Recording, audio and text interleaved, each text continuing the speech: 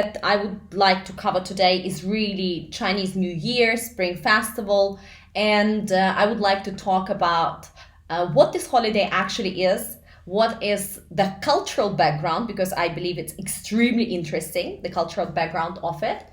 And of course, how does it translate into the modern, day and age, how the Chinese consumers are actually behaving when it comes to, 2020, 2021 for the Chinese New Year and Spring Festivals, and how do brands, local and international, also capture that demand. So we'll start with the stories, and then we're gonna go into the modern day. I think that I will be very happy to bring you guys on stage. So whenever you would like to share, and I see that we have Zheng, we have Fabian, we have Louisa, right? Whenever you guys want to add something on, please raise a hand and I'm gonna bring you right on stage.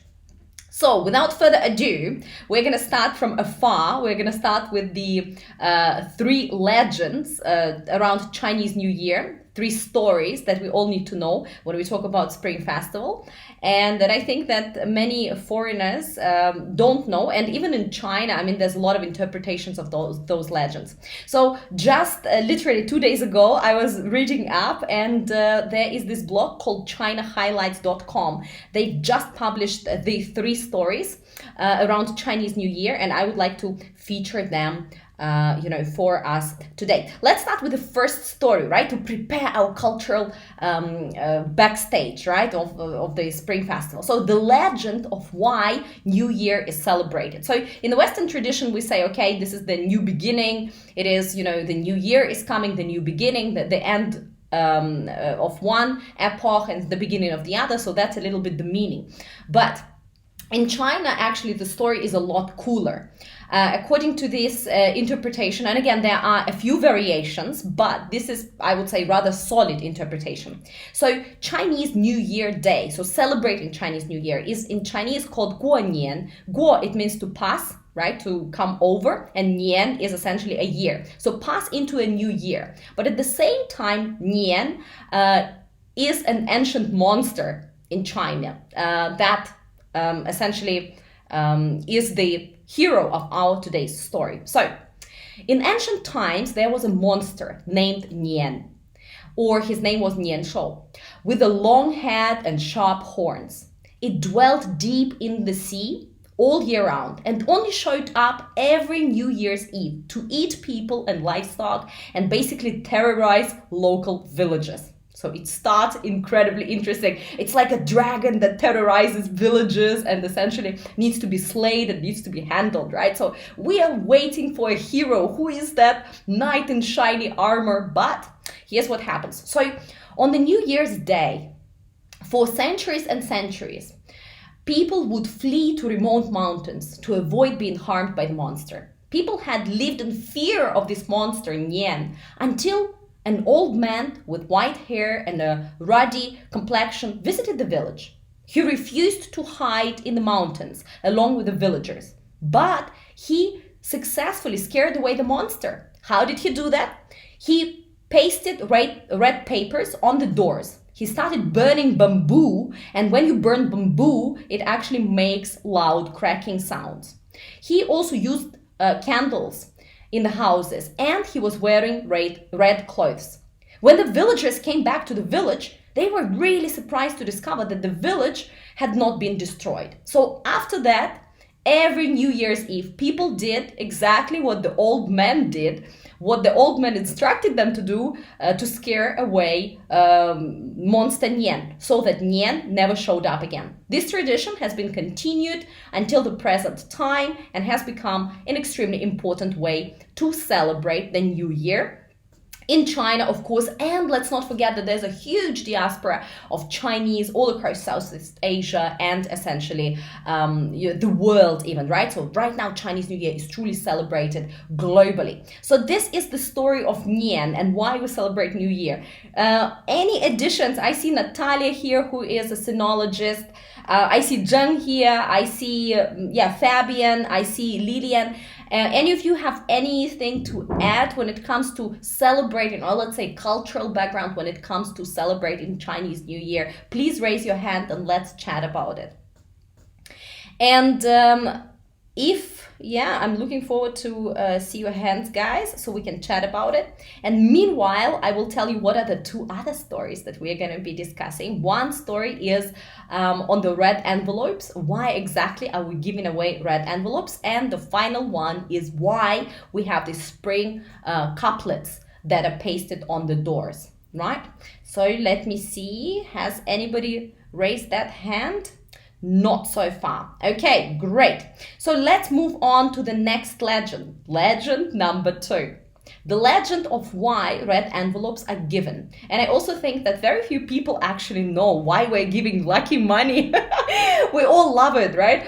And I was recently, I'm not sure whether you guys are watching, obviously everybody's watching Netflix, but whether you've seen this, it's called Bling Dynasty or Blinked Empire or something like that. There's this really funny, like Crazy Rich Asians show on Netflix, and I've just checked it out earlier today.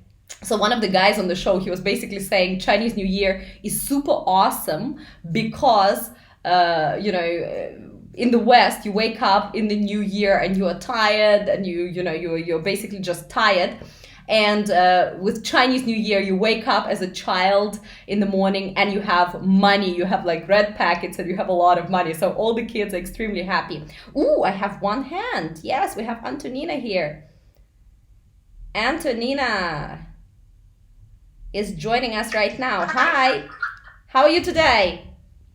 I'm great. How are you? Oh, doing wonderful. Doing wonderful. So Chinese New Year tradition. What do you have to add? Let's chat about it. As I was thinking about adding some thoughts on the celebrations and traditions, and then you mentioned the Netflix series Bling Empire. There is another one on Netflix called Singapore Social.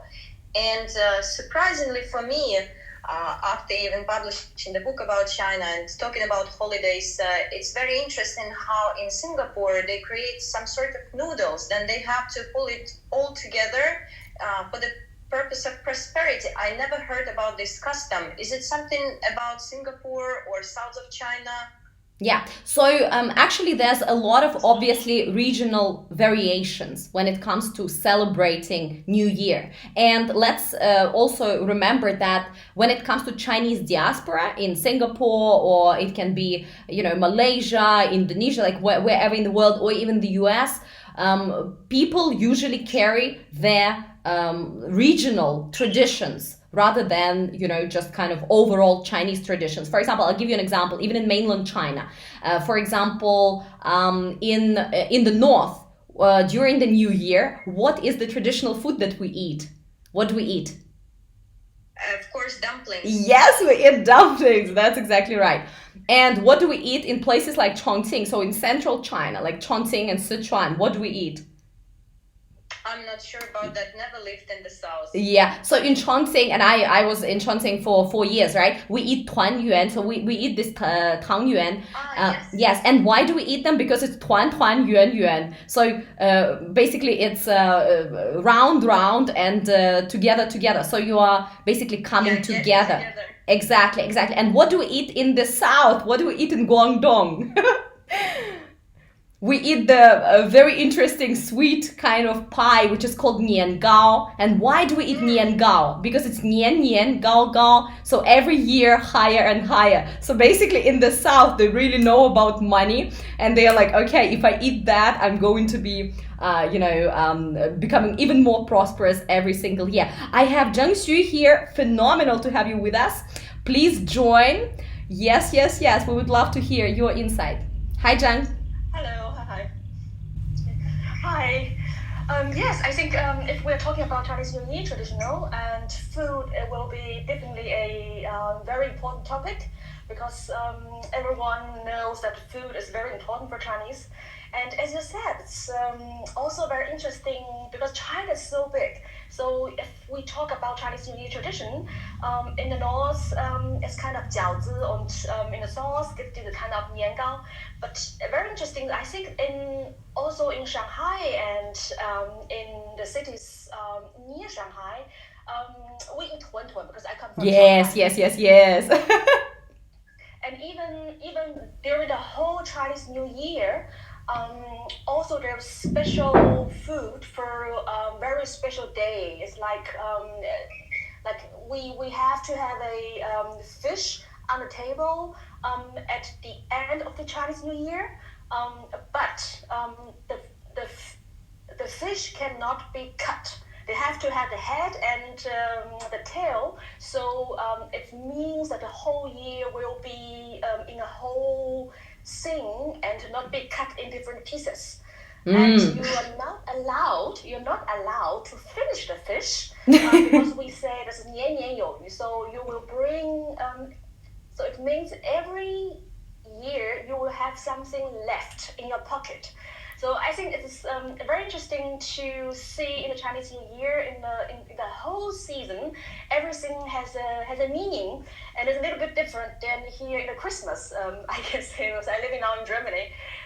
So this is the foreigners or the brands have to be very careful before they do something actually the Chinese traditional doesn't accept.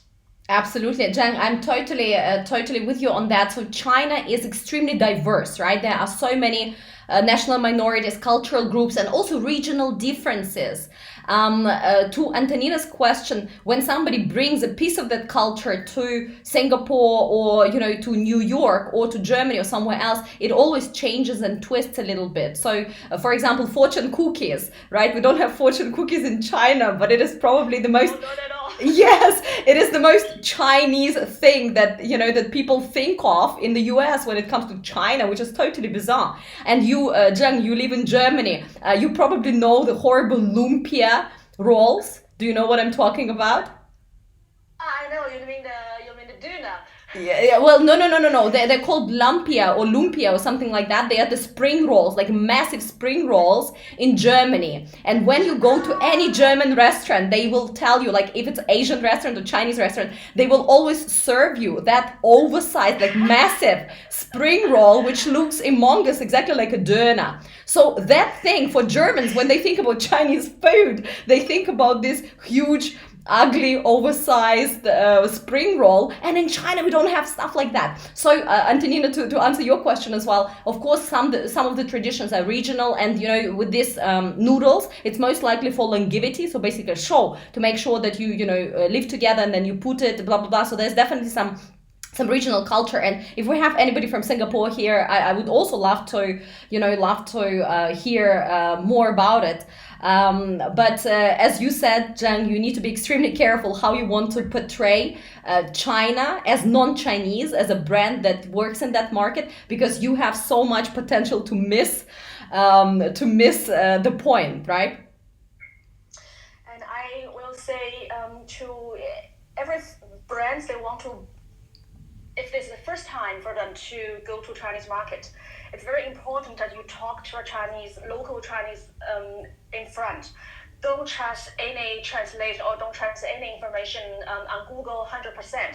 I'm not saying everything is wrong, but it's also not everything is perfect right. So I can share information, I share a story actually. Would love to hear it. I worked for 3 years for another brands, the German brands, and then of course each year we want to create some very special events or some special celebrate cards to take care of all our Chinese VIP clients. So our marketing department created a card. They were in gray and in blue. And I was like, I'm so sorry. It looks everything really nice and really fancy, but we don't use gray and blue for Chinese New Year. It's can you please?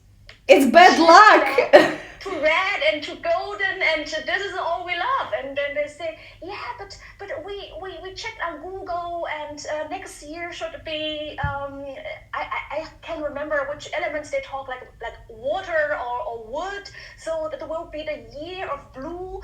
Are you sure we shouldn't add anything blue on it? I say, okay, maybe it's on Google, but I can assure you 99% there will be nothing in Chinese traditional New Year without red and golden color. So this is very, very important for all the brands or for all the companies to understand. You have to check with the local Chinese to be very sure there will be nothing wrong or at least that will be accepted by your Chinese clients to see you actually respect the culture. Absolutely. Amen to that. Antonina, you wanted to say something?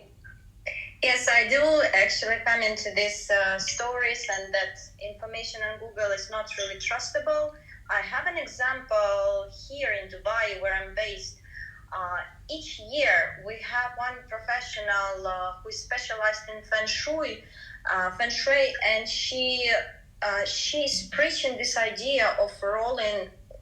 I'm not even joking. 108 oranges all around your apartment for prosperity. And I think the prosperity who can get in this situation, the person who can get it is the one who sells oranges. Because just imagine this amount, and then what you're gonna do with them, with all these oranges. You can actually check the hashtag in Russian, 108 oranges, 108 апельсина.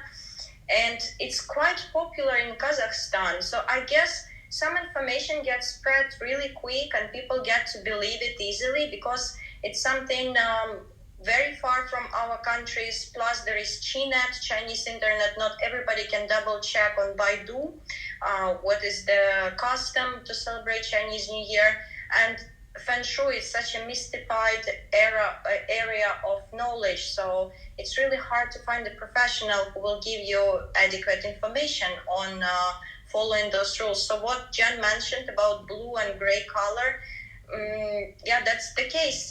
You have to double check with a Chinese professional. And talking about marketing, we saw in 2020 alone, not connected to Chinese New Year, how Balenciaga failed, or maybe did it deliberately, with hourglass bag on CC holiday, and which the design for CC holiday considered to be ridiculous for netizens.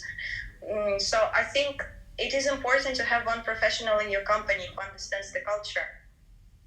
And I absolutely agree with you. And we have Artem here, who is also a sinologist, and he exactly works with a lot of companies, brands, and businesses to make sure that the culture is looked after. And of course, there needs to be a Chinese team, and there perhaps also can be a person who is not exactly Chinese, but who is feet on the ground, who really knows what's going on, who actually studied Chinese culture as a profession. Artem, what's your take on Chinese New Year? We just now, before you joined, discussed the legend of Nian, the monster Nian, and how he was defeated by the firecracks and all that, and how essentially Chinese New Year and Spring Festival started being celebrated and is the most important holiday for the Chinese diaspora right now. Hello. I just yesterday I made a street interview. We hit Shanghai streets with with questions about like how people will celebrate Chinese New Year this year, because it's a lot of restrictions for traveling now, and it's very big advice from the government side that people don't travel, and they really listen to the government. We talked yesterday maybe with 30 people, and 75% of them, even they're not local, they're not from Shanghai, they're not going back home this time. So this year it probably will be a big online, celebration of New Year. Many people said like, I will still cook a lot of things. I will invite some of my friends, or will join some Shanghai local friends.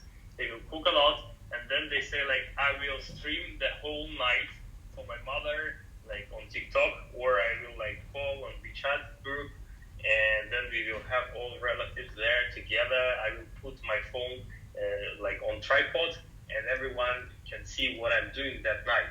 So they will still stay in the family. So this year, traditionally they all gather together, but this year it's still not very clear about numbers, because not many people are bought ticket now. Maybe they will do it in the last days, but some numbers say around 80% of Chinese people will not go back home for this to their hometown. Massive. Yeah, I don't think it will be 80%, but it looks like we have some numbers from air companies and train companies, and they said like it's already like 60% decline from 2019, and even less than last year. So yeah, this year it will be like online the new year. Which may be the beginning of something new, right? It may be the beginning of, that's how the traditions get, digitalized, or the new way of doing something. So remember how when COVID hit earlier last year, people felt that, oh my God, we're not prepared to work or study, from home. And especially for China, that was also unusual, right? To work from home, do home office. But then very quickly people adjusted. And right now, people know how to do that. And some offices even allow flexible days. And even now, when you can go to the office and largely the pandemic is under control, people still may choose to work from home once or twice a day. So maybe this is also the year when some traditions get modernized, digitalized, and slightly adjusted. What's your take? I think that's how, it's interesting. I think it's a nice, let's say, like experiment by government also. I mean, like, at least they will get the numbers, and at least they will check how people still work. Because really, many of people will work with additional money, with bonuses. That's what was announced. They don't go back home, and they're getting some bonuses plus to their salaries. They keep working, because actually Chinese New Year was a big problem for Chinese economy all these years. And I don't know, there's different articles about this, but actually Chinese economy losing a lot of GDP while these months of when factories just stop working. Now I have some suppliers, because we have some also manufacturer business, and they said they will have a rest, not usually 1 month or something, but just one week, and then they can keep working. So I think we will see more interesting analytics after March, I think, when all numbers comes down. So maybe for the next years, people will also think about why should I go just directly on Chinese New Year? Maybe I can go New Year, December 31st. So they didn't plan to go on Chinese New Year. This is a huge change, I think, can come after this. Absolutely. So one change is definitely on the individual side.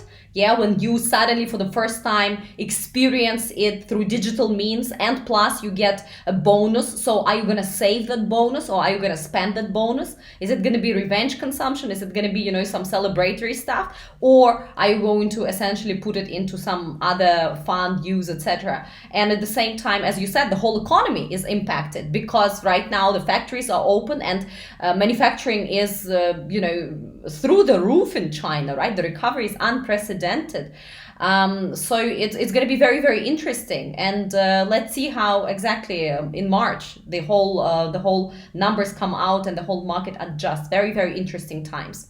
Awesome. Guys, let's go into the second legend. And this legend is about Chinese. Why do we give out Chinese envelopes? I think there's also a lot of discussion that we can have here, but let me first bring us all on the same page. And again, I'm featuring this particular legend from ChinaHighlights.com. This is their latest article about the 3 legends around Chinese New Year. So, why are the red envelopes given to children? During the Chinese New Year period, the married or elderly give red envelopes to children or unmarried juniors. The red envelope is also called the Yasui Qian, right? So the suppressing sui money. So that's essentially that translation.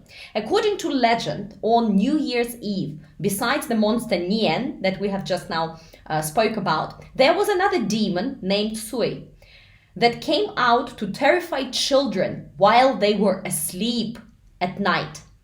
It was said that the children who were touched by the demon would be too scared to cry out loud for help and got a terrible fever and even became sometimes mentally unstable.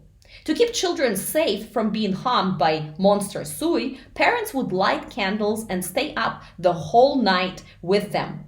On one New Year's Eve, in the official family gathering, so basically there was a family, the parents gave their child 8 coins to play with in order to keep him awake, so as to avoid him from being hurt by the demon. The child wrapped the coins in the red paper, opened the packet, rewrapped it again, and reopened it until he was too tired and he fell asleep.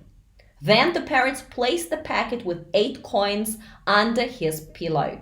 When Sui tried to touch his head and essentially scared the child, the 8 coins emitted a strong light and scared the demon away. The 8 coins turned out to be 8 fairies. From then on, giving red envelopes became a way to keep children safe and, of course, bring good luck and good fortune. So this is the legend of why we're giving red envelopes. And of course, in modern days, this is probably one of the most loved traditions in China. If you're a child, and the most terrible one if you need to give money to everybody in mainland China. So let's talk about that. Are there any additions to the story, any variations to the story? And how do you see that being translated in modern world and business? Oh, I can add something new in Shanghai. It is like, I think the first 3 days during Chinese New Year is very important. So everything negatively or will have the impact for the whole year. So the first year, I think this year, the first day of the new year is on the 12th of February. And so traditionally, at the 9th or 11th, that's the last day, then the child should receive a red envelope with the money. And then I don't know about the north city, but in the south city or Shanghai specific, the child will put the envelope under the pillow, so we sleep on it. Yeah.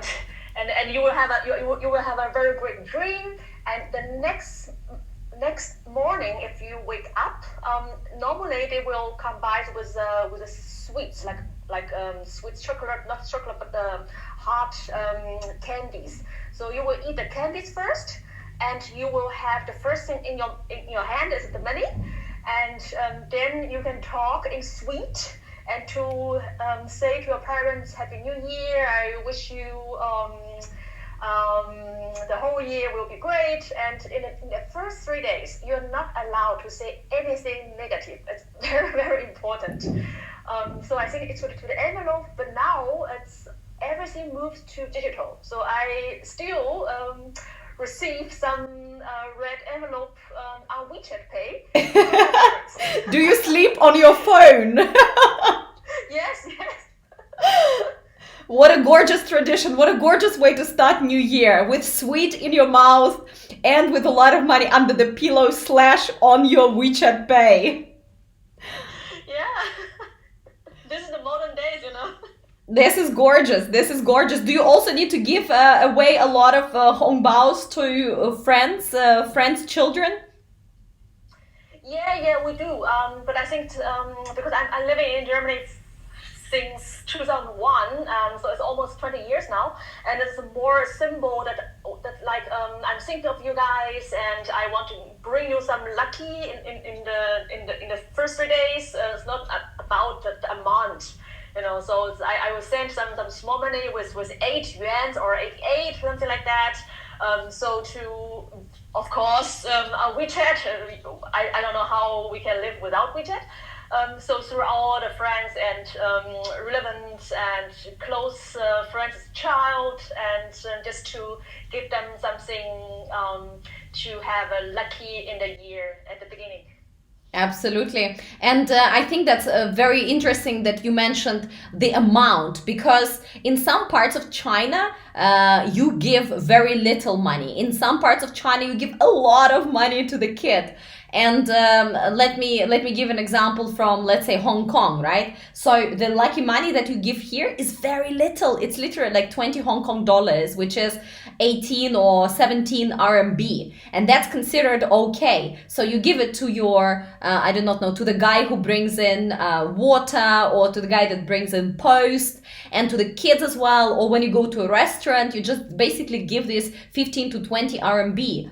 And in mainland China, when you give kids, you go for a couple of hundred. And very often, if it's a close kid to your family, or the child of your good friends, then you give up to 800. I remember that I was giving like 3 to 500, sometimes maybe 200, but 2 is not great. 4 is obviously a horrible number. So it's very interesting, the amounts that you are giving out as well. I think it's more in the north of China that you have to pay a lot to show your respect, and in the southern China, it's more like you think of them. It's like a peace of mind, and it's not all about how much money I will put into the envelope. But I think in north, that is very important to show the respect, because means is there very, very important. Yeah, absolutely. Gorgeous. And I think it's also a very interesting story how we actually got to use the modern version of Hongbaos, which is the WeChat Pay Hongbaos. If I'm not mistaken, it was maybe, I don't know, 7 years ago, when WeChat launched this campaign. It was supposed to be just a campaign to get people on WeChat Pay, because it was a new function, a new feature that WeChat introduced, that right now you can actually transfer money and complete purchases, etc., etc. And they wanted to promote it, so they came up with this campaign to activate WeChat, WeChat payment, to introduce that you can right now do that. And it became so popular and so successful. People started sending each other the lucky money, the red envelopes. And that's how WeChat Pay really got popularized. So after that year, after this campaign, more and more people obviously, got on the app, got onto the payment. And when you received the lucky money, then it would ask you like, do you want to activate your WeChat wallet? So obviously I want the money, right? If somebody sends me money, of course I want money. So that was a no-brainer. I just think that this was such a genius move by WeChat back in the day to really kickstart the service. But also what I don't think that they expected is that they really created a whole culture over these digital envelopes. Right now, when, for example, something goes great on the team, or a boss wants to, thank a team member, then he just sends 18 RMB or 118 RMB or 1,800 RMB. So it became also I would say, digital etiquette, right? Or for example, in the group, we're all members of like tons of groups on WeChat. So if somebody, you remember, especially maybe 2-3 years ago, when somebody wants to drive attention to whatever they are saying, they just drop this Hongbao, and everybody, gets on this Hongbao and tries to catch the lucky money. So I think that really started a life of its own. If you guys have any insights, and I see that we have Yusuf, we have Fabian, Pilar, Yetir, Peter, Stephanie, Sven, Jacqueline, all of you guys, if you want to join our conversation here up on stage, just raise your hand. I'm going to bring you on. Zheng, Artem, Antonina, if there's anything that you'd like to add when it comes to the lucky money, please do add. I'm going to steer it in the conversation. I'm going to steer it a little bit towards business and brands.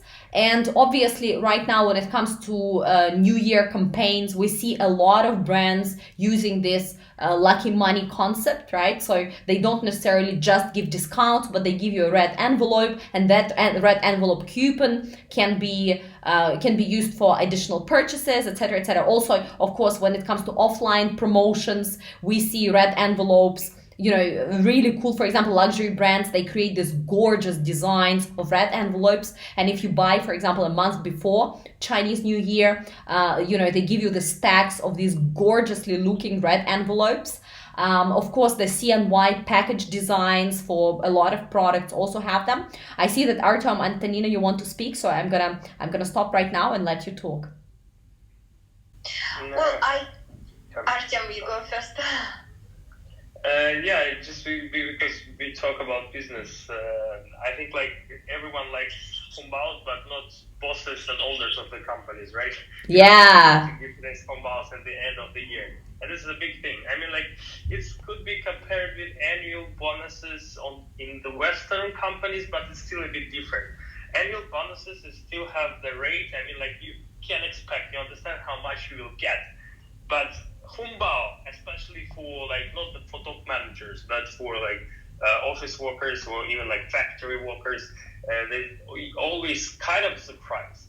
They know like maybe sometimes approximately how much it will be, but still they have some expectations. And if bosses didn't get right this expectation, they get lower money. They will be not that happy. And at the same time, like if you give too much, maybe like we'll talk to each other. So it's like a big thing, because one of my first work was on factory, like 200 people factory. It was like different categories of workers, just like very like low workers to the like engineers and like technologists and like office and sales, and they have different like really different Humbaos, like different amount of money, and so it's a bit. And also who gives Humbao? Sometimes it's not the top boss give Humbao, because the 200 people he cannot give to everyone. So another top manager goes to give it. And at the same time, many of Chinese people, after they get the annual Humbao, they leave in your company, So, especially in the factory. Absolutely, they get the bonus, and then that's why they call this migration, right? If you want to hire somebody, the best time to hire is after Chinese New Year. So you better don't hire people like I don't know, like just 2-3 months before Chinese New Year.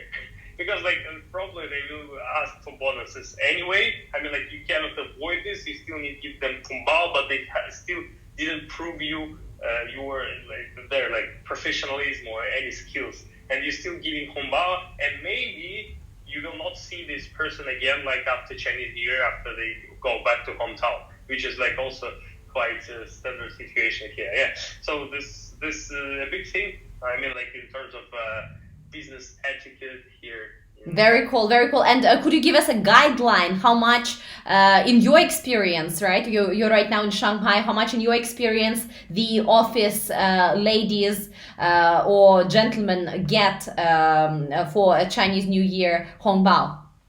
Because we've all seen the crazy stories, right? When the company was doing really well, and then there's like cash tank, and people are diving into the cash tank and grabbing all the money that they want. I've seen them a couple of times, and I was like, wow, this is crazy. But of course, most of the companies and factories and creative offices, they have some some structure in it. I think for IT companies and for like different like consulting companies, it's usually 1, sometimes 2 salaries. It's average price. If like salary is too high, maybe it's even half of salary. It depends on the results of the company, and everyone understands this too. Yeah, so it's truly an annual bonus. Yeah, absolutely. Antonina, you also wanted to say something? Yes, I did. So I think in this digital era, especially taking into account COVID-19, the appearance of Humbao, it is crucial, because it gives the continuation to the tradition, and it's also very safe. So you don't go and touch the envelope, and you don't know who was carrying it before. Although, yes, as you mentioned, some luxury brands create gorgeous designs and they put effort into it, but still some people feel more safe and more convenient, send money via WeChat or via other platforms, either to their staff or to relatives. So I think China hit the future button in this situation, while everything is digitalized and extremely safe now. Absolutely. Awesome stuff. Okay, guys, let's move on to our third legend. And today, that legend that I would like to feature is essentially why do we have those spring couplets that are pasted on the door. So essentially, they are the characters, right, that we cut out of red paper and we stick on the walls or doors, etc. So let's read up this legend. It is recorded that the origin of spring... We lost contact. I cannot hear anything. Whoops. I think we lost it. Yeah, no, I was there. I was just talking to you guys, and then I realized that my microphone was on mute. So yes, as I was saying, let's move on to the last story that we would like to cover today. This is the legend of why spring couplets are pasted. So the spring couplets are essentially the characters that we cut out of red paper and attach on walls or doors, etc. So let's take a look at this one. It is recorded that the origin of spring couplets can be dated back to 1,000 years, when people Hu Tao Fu written charms on peach wood on their doors. So what are these peach wood charms? Legend has it that there was a huge peach tree stretching over 1,000 kilometers on a mountain in the ghost world. To the north of the tree, two guards named Shenhu and Yulei guarded the entrance to the ghost world. They would catch the ghosts who would harm people and then send them to tigers as food. Therefore, all ghosts were afraid of the two guards. It was believed that to hang a piece of peach wood with an inscription of the two guards' names on doors could scare evil things away. By the Song dynasty, which came 960 to 1279, people began to write two auspicious antithetic lines on the peach wood instead of the names of the two guards. Later, the peach wood was replaced by red paper, which symbolizes good luck and happiness. Since then, pasting spring couplets has been a custom to welcome the new year and express best wishes. So this is our last story for today in terms of these couplets. And I think, yeah, guys, we have Yetier here, we have Fabian, we have Pilar, Peter, Sven, Stephanie, etc. Do join us if you have anything to add to this specific legend.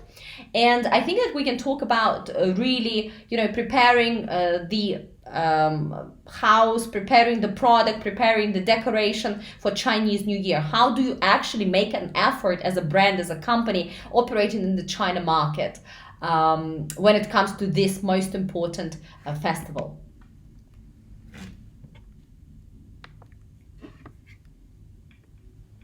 Anybody has insights? Yes, we have a hand. Fabian, you're here, bringing you on. Hey Fabian, how are you? Hi, I'm good. No, I just wanted to add that there are a lot of regional customs in China, but if you really want to see all of them at once, I think that Malaysia is a very good spot to go to. I think that the diaspora very often is just so much more kind of conservative in that sense, or so much more clinging to all the customs, that in Malaysia it's really like a 2-week celebration and you basically have everything. Oh, that's amazing. So I think that's if you really want to see kind of like the complete, I think like in Hong Kong, it's all shortened. It's all like, it's all much more custom. I don't know how to say it, but it's definitely less elaborate and just many things that kind of cut to the symbolic act itself. Yeah. In Malaysia, it's really like still, I think, much more ancient in that way. Absolutely. So that happens very often with diasporas, right? When they bring a tradition abroad, that's a cultural identity, something that unites people together. They are practicing it a lot more than very often the original, culture that evolves In Hong Kong, we only have 4 days, if I'm not mistaken, 4 days to celebrate Chinese New Year. Mainland China is obviously doing it over the course of 2 weeks. Very similar to Malaysia. But in Malaysia, as you said, there are all these regional differences that are celebrated. In mainland China, it's primarily, reuniting with your family, eating a lot, playing mahjong in most parts of China. And it's really about this coming together and traveling. And of course, remembering some traditions. But this elaboration is sometimes indeed simplified. Absolutely. When it comes to businesses, let's chat about that a little bit. So this specific year, when it comes to how businesses are preparing for CNY, for Spring Festival, I just would like to also start by establishing that very often the Chinese elements, especially in Western brands that are trying to cater to Chinese diaspora abroad and in mainland China, they are overly simplified. And people are really tired of dragons and some cheesy Chinese elements that are lacking sophistication and lacking the connection with what's happening right now. But yeah, I think this is one thing to watch out for. I was recently sharing on LinkedIn a beautiful campaign by Oreo. They've done a phenomenal job with videos, with activation through big bloggers, by distributing it all across. Basically, they used Oreo and they created a scenario of how Chinese New Year is celebrated. So you see there's firecrackers, and then you see the essentially the Nian dance, the New Year dance, and you see all these beautiful elements done in Oreo, which is absolutely gorgeous and not cheesy at all. It's fresh, it's interesting, but at the same time very kind of traditional. So guys, if you have any examples of what you've seen this year that was great or not so great, let's talk about that and figure out what is the formula for success. Actually, I totally agree with you. I also saw the Orion Chinese New Year video on LinkedIn. I think it was shared by you, by the way. It was definitely a great idea and really a great piece. It shows how the brand is really accept and respect the culture. And I think now Chinese consumers are tired of this kind of very easy and, I would also say cheesy design of Chinese New Year special product. But I can say I'm now working very hard for different brands based in Germany or in Europe to create something very special for the Chinese New Year. Because this year is a little bit different. Many Chinese families or people they cannot go back to China to celebrate the Chinese New Year with their family in China. Myself, for example, because then you will facing very hard quarantine time. I'm not sure if Shanghai is now even 21 days still. 3 weeks, yeah. 3 weeks, yes. But at least 14 days, the whole 14 days you will be very alone and locked in a hotel. So this is also the reason I think now is actually a chance for many brands to take care and show them to their Chinese clients. So now we are create some online events, some WeChat live streamings or even live concert or activities or some Chinese New Year online events specific through the existing Chinese clients to let them know the brands are actually take care of them, thinking of them, not only because that we want them to purchase the product, but still because we are all together and for Chinese New Year. And thanks to the technology nowadays, there are so many different ways. The people can do, of course, Zoom, can do YouTube or Facebook, but still I think the best way is to use the Chinese platform like WeChat or TikToks. If the company or the brand have such kind of account, it's very great because it's for last years, if we want arrange some kind of new activities online, the feedback is not that satisfied, I will say, because still the people are very focused on the pandemic. They are trying very hard to go back to China or figure out what they can do. But now I think everyone just accept the facts that we need to stay here in Europe. And then we got lots of people. They say, yes, we would like to join your online events. Yes, getting together. Yeah, getting together. No, absolutely, agree. Artem, any insights on that? Yeah, I will say something and then we'll go to my room. Yeah. Yeah, it's interesting. I just made a short story on Instagram yesterday.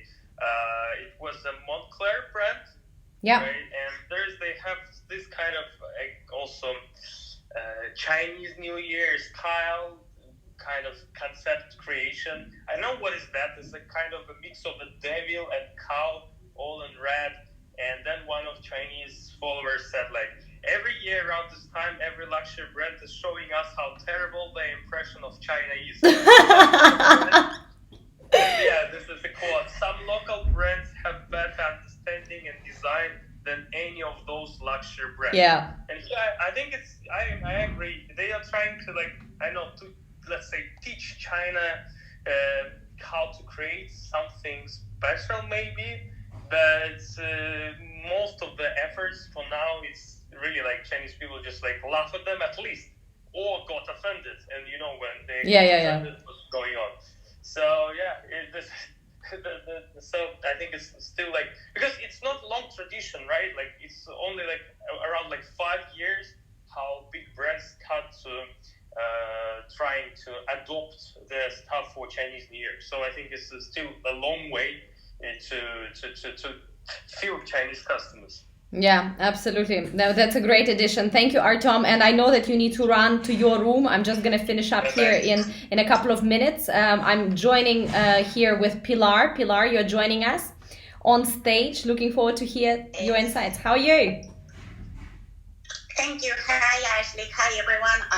So just following what we have been doing on business, I work in the fruit business. So every year we export from Latin America millions of tons of fruit to China. And this year we have been facing a lot of troubles with the COVID situation, especially for the cherries from Chile.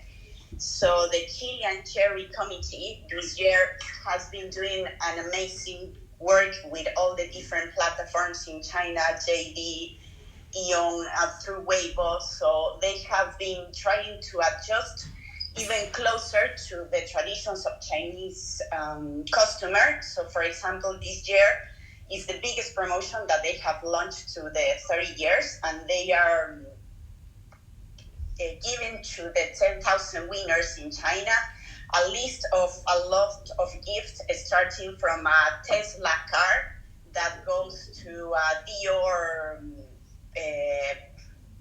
bag, and everything is in red. So they adjust the prices, and when you see or you join the Chilean Cherry Committee in Weibo, in TikTok, in everything, you just need to add every time you buy the cherries, and you start to participate on how to win all these amazing gifts they have.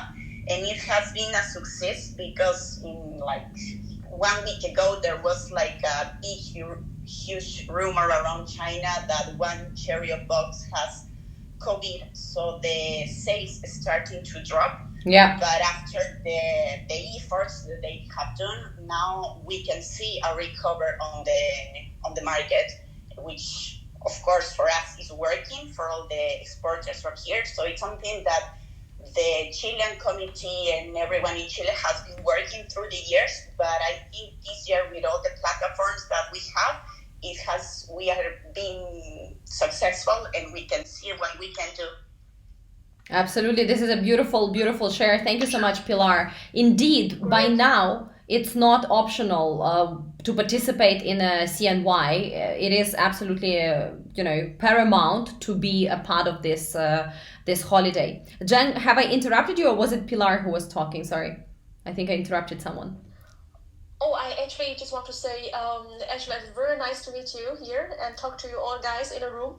I also have to run, so I hope there will be next time we can talk some things or some interesting topics about China, maybe in another room or something. That would be great. Absolutely. So it's every day at 9 p.m. China time, and we're going to see each other next with more topics around China business and marketing, and of course culture as well. Okay, guys, Zheng, you need to run along. Great. And Thank you. yes, chat soon. And for the rest of you, I just wanted to once again summarize what this Chinese New Year, this specific year 2021, is all about. Buying Chinese New Year supplies. So this is a big trending topic, right? Because everybody is going to be celebrating, well, not everybody, but a lot of people are going to be celebrating it alone, not going to their hometowns. So purchasing the supplies is a big topic. Second topic that is very hot is gift giving, obviously, for your family and friends. The next one is big hot social topic is difficulty returning home.